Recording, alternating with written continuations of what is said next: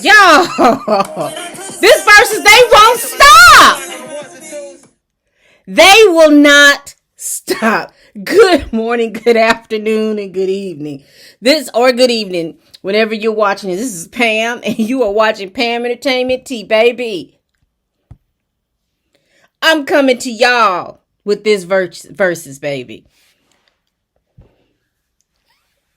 They cut the mic.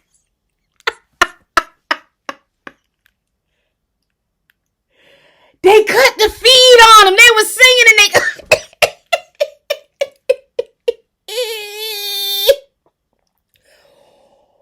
Oh, they cut the feed on them.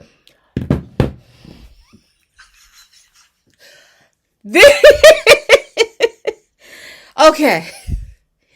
As far as the hilarity of it all, I thought Bone Thugs and Harmony, their verses for the hilarity. But baby, y'all, let me put my headband on so we can really get into this. This versus with the hilarity, baby.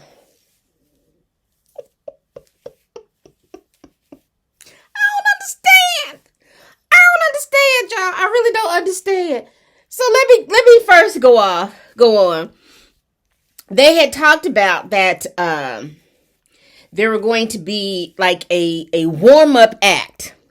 And the warm-up act, because I guess they thought that Omarion and Mario didn't have enough songs to make a complete verses.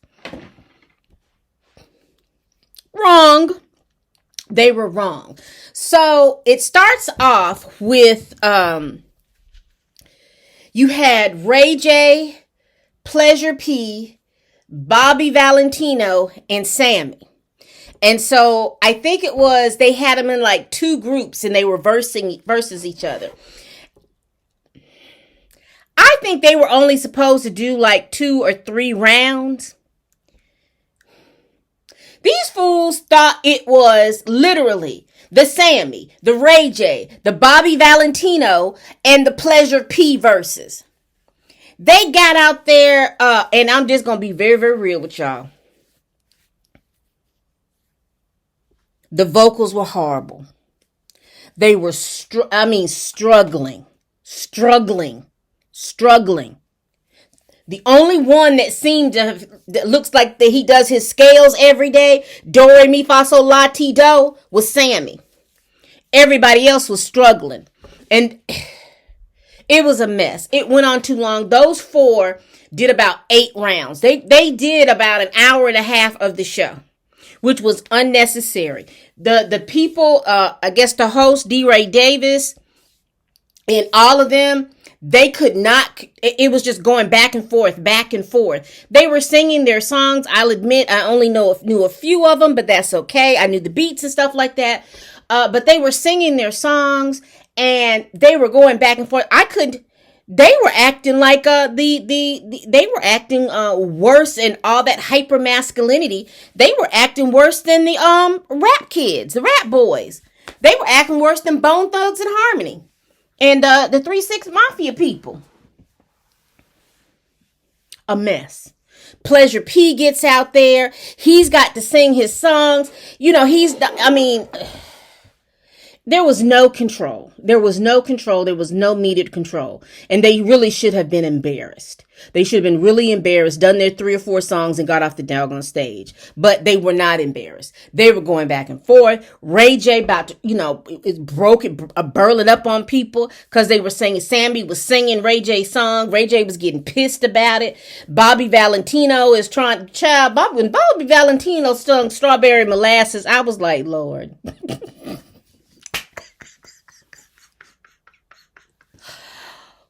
I was like, Lord, hold on. Let me about that.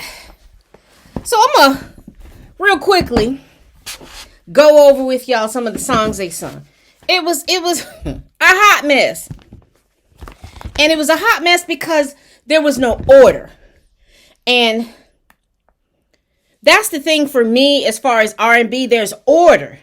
And there was no order. So I stopped after the 3rd round. I tried to take some semblance of a notes of what's going on.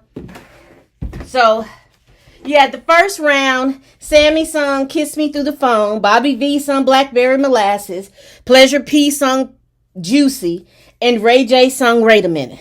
Second round, Sammy said You Should Be My Girl, Bobby V sung Beep Beep, Pleasure P sung Boyfriend number 2. And how about shout outs to Wendy's and the Cheesecake Factory, because they was all in there just salivating. If you watched it on Instagram, Wendy's and the Cheesecake Factory, and I think there was a couple of other company was in there just salivating. Child, I was like a mess when Pleasure P did Boyfriend number 2. Child, Wendy's was in there just having a good old time. Talking about that's her jam. Sit down, Wendy's. Cheesecake Factory all in the comments swooning. And honey, when Mario them came through, honey, the Cheesecake Factory and Wendy's was in there showing out. But they were going back and forth. And then after the second round, well, Ray J sung Tie Me Down. After the second round, then it started to get real. All this hyper masculinity and bravado start coming out. Sammy was taking shots at everybody about their vocals. And quiet as it kept. He should have. And also, too, let me just be very, very clear.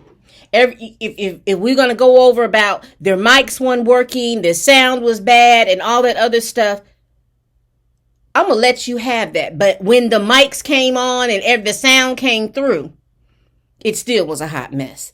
Like I said, out of that first group, Sammy's vocals were continuous. Pleasure P's vocals got better. Bobby Valentino got a little bit better. Ray J's vocals, shoot, they were on strike. I don't know where Ray J's vocals was, honey. And then he got the nerve to had the baby out there and gonna bring the baby because his vocals done went, his vocals went to Acapulco, Mexico. He need to stop trying to blame the baby. It was a mess. The third round, Sammy sung the movie soundtrack from Hardball. Bobby V sung Tell Me. Pleasure P sung Beat It Up, and that's a song he had with Jay Valentine. And Ray J did One Wish. Now, when they did that, Ray J got upset. He was upset because they were back in the back singing, and he was like, that's my song. I didn't, sing y'all song. Y'all coming in. He felt disrespected. And then he pulled out the fact that Raycon was sponsoring this little joint. He felt real disrespected. And then that made me kind of look because, I ain't gonna hold you. When Ciroc sponsored it, they didn't have all these shenanigans. Everybody was doing what they needed to do. The only thing is that nobody was drinking the Ciroc except for Keith Sweat. I remember that. He was singing to the Ciroc. But the vocals were so bad that I had honestly checked out. I just wasn't going to watch the rest of the verses because at one point I really thought that Omarion and Mario weren't coming. I thought they did the whole full okie doke on us and that Mario and Omarion weren't coming. No, they had no control and they had no order because those four would not get off the stage. They literally had to turn the mics off and herd them off the stage like cattle. They had 5,852 people on stage unnecessarily. And I just don't even understand that. Even a couple of rap concerts that I have gone to, liking some of the right thing, there are so many people on stage. You can't even see or enjoy the person that you're supposed to see because there's 50 people doing something other than allowing that person. And usually in R&B, nobody's on stage but the artists, the background singers, and the band, and the dancers if they have it. They had everybody, family, everybody was there. Brandy was there. Like I said, Ray J bought his kids. Pleasure P bought about a whole bunch of folks. Ray J had dancers. Pleasure P had some woman up there he was twerking with, and the breast almost fell out. It was just a whole lot of, it wasn't a look good. It wasn't a good look. And Swiss and Timberland was in the comments, and they did the thing. But, the thing I have, and this is the criticism I have with Swiss and Timberland. This is y'all's stuff. This is y'all's baby. And it seems like one of you would be there so that some of this stuff will be controlled. And the reason why I mean that is because D-Ray had to come out to the stage and basically say, this is Swiss and Timberland's house. And when you're in somebody else's house, you act accordingly. Y'all paid these people. And I'm sorry. They just was a mess. They were acting professional at all. They took up so much time. They took up so much time from Mario and Omarion. This is Central Standard Time. So it is, if you can see, oh Lord. If you can see, it's 12:44. I started this video 11 minutes ago. 3 minutes into this video is when the feed cut off. Because Omarion and Mario went an hour and a half. They had enough that they could have done this by themselves. There was no need for Pleasure P. So that's a bust. And I know that this was thought up by a lot of the fans because they knew some of their faves didn't have enough to do a versus. But we can see that this little experiment is a failure. Because when you've got people that their egos want them to take up time, they will. And they were not, if there was a protocol, because we can't tell. D-Ray was the host, and he had no control and authority. He had no control over them. He just let them do what they wanted to do. I think going forward, they're going to have somebody cut the mics if they're going to continue this type of verses, because this was a mess. Now, when we got to the songs, we got to Omarion and Mario. Again, when we were talking about these mics, it was not the mics, y'all. It was not the mics. The thing about singing is that if you are a singer, you are supposed to be singing every day. It's like, and let a singer tell it, it's like a muscle. You do it every day. You don't stop, because when you stop, it takes you that much longer to get back into the groove of it. So if you're not singing, I mean, even doing simple, the scales, do, re, mi, fa, sol, la, ti, do, going up and down and doing the scales 15 minutes a day. That's still singing. That's still getting your voice ready. Omarion's voice was not ready.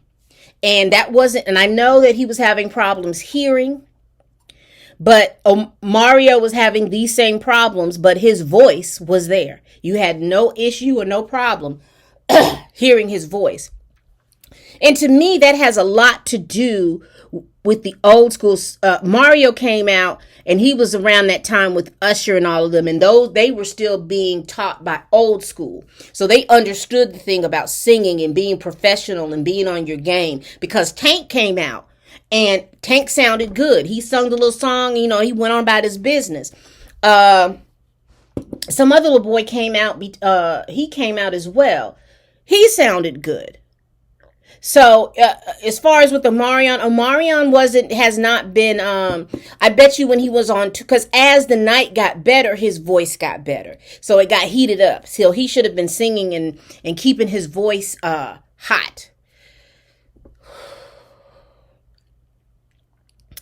Other than that, I did enjoy Omarion and Mario because their back and forth, it was a little bravado, but it was friendly bravado.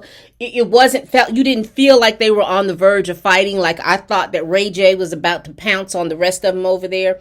But they had a nice little friendly back and forth. The crowd seemed to be in it, which was good. They were singing with them, along with them and stuff. Now, I'm not sure. I guess because Omarion and his brother are plant-based, but I don't know what the urge was to come out and eat watermelon. I ain't gonna even go in. I don't subscribe to that being like, it's indicative black folks like watermelon. I have since understood and know that wasn't an issue, but I didn't understand the whole reasoning behind it, because it looks like you would want to eat grapes. But then I just thought about it. You remember he did he had an Instagram post during the pandemic with him and his brother eating watermelon or something like that, or recent, I don't know, but I just remember a post coming down my feed. So maybe he was emulating that. But either way,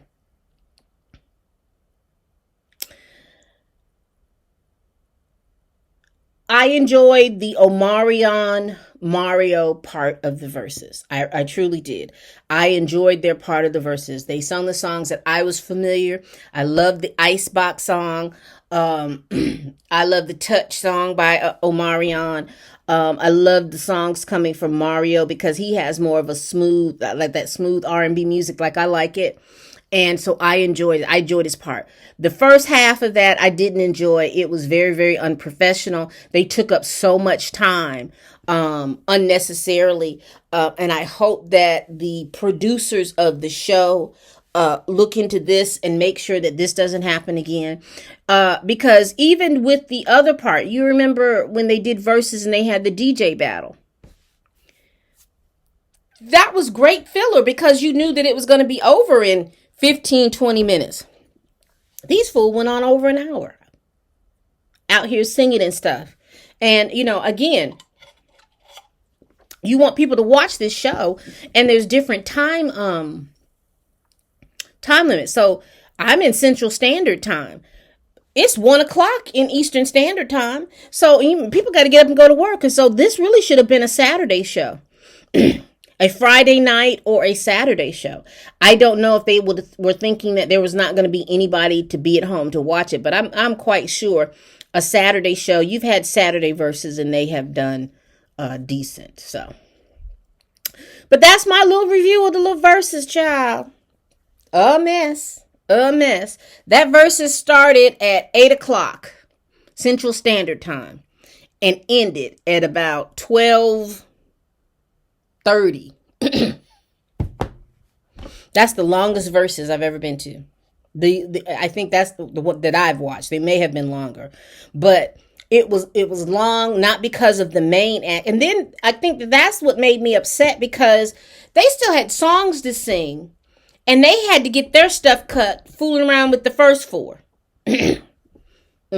Anyway. Did you watch Versus? What did y'all think? I took some pictures and stuff like that. I think I took some pics of Wendy's being in the chat. I don't know.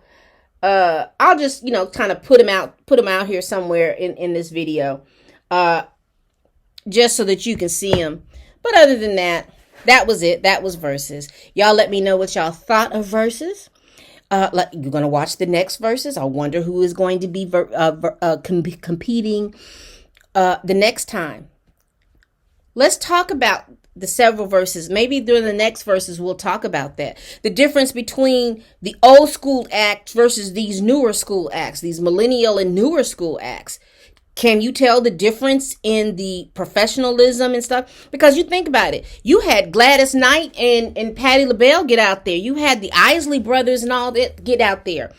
And their voices was just as smooth as silk. And again, I just think if you're not, and this goes for y'all need to sing every day. Y'all need to sing every day. It's more than just being on Instagram and TikTok and talking and controversy and being on IG Live, cutting up and acting a fool. Get your craft in order. Let the fame is going to always be there when your craft's in order. All right. And as always, people. Oh, please like, comment, and subscribe. Please check out my other videos. And as always, bye-bye.